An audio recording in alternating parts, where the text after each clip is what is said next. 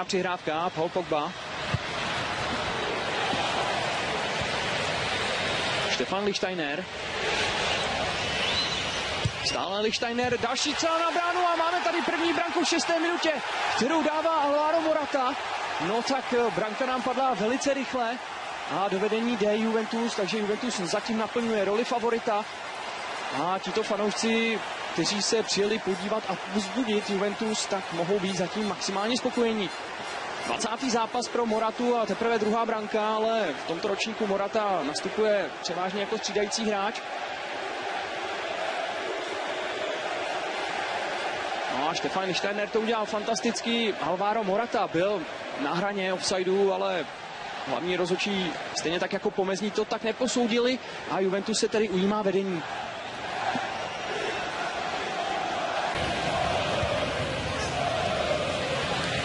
Juventus dostává výhodu, Dybala.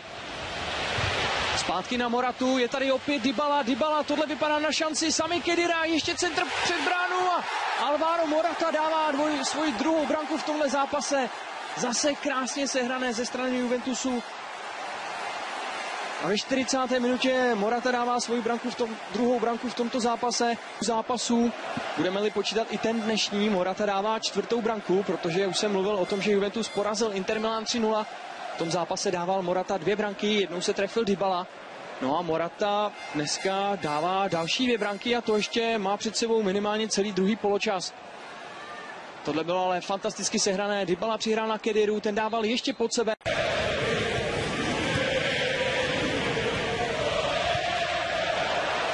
Tohle bylo velice hezké. Stefan Lichtsteiner už je uvnitř velkého vápna. Pogba ještě tam nabíjí. Alexandro, další střela na bránu a je to 3-0 pro Juventus. Opět krásně sehrané. Stefan Lichtsteiner udělal zase velký kus práce. Přihrál na Pogbu, ten tam ještě viděl lépe nabíhajícího Alexe Sandra a tito fanoušci se mohou maximálně radovat.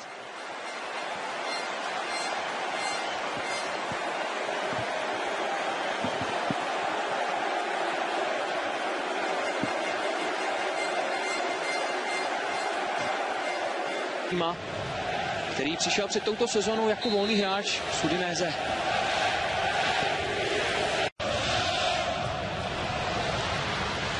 Opět Paul Pogba, další střelecký pokus a je to nakonec branka, kterou dává tento šikovný francouzský fotbalista. 67. minuta a přeci jenom se Paul Pogba dočkal.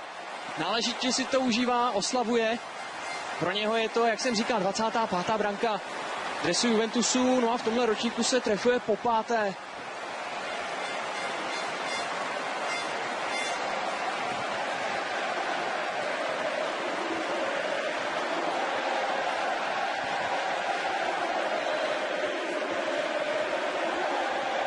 Pogba si tam poradil s 2 protihráči a poté krásně zakončil, podal brankaře.